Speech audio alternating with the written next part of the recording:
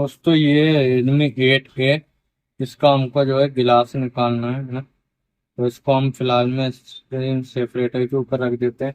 तो हमने कंप्रेसर चालू कर दिया। उसके बाद दोस्तों हमको ये वायर लेनी,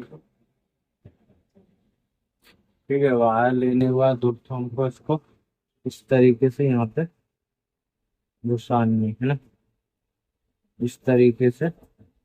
और इसको धीरे धीरे जो है आगे बढ़ा लेंगे। देख ली किस तरीके से जो है गिलास निकल रहा है ना। इस तरीके से हमको जो है डिस्प्ले की कटिंग करनी है, इस तरीके से आपको बता रहा हूँ है ना। तार टूट गया है तो कोई दिक्कत नहीं, दोबारा हम जो है ले सकते हैं तार।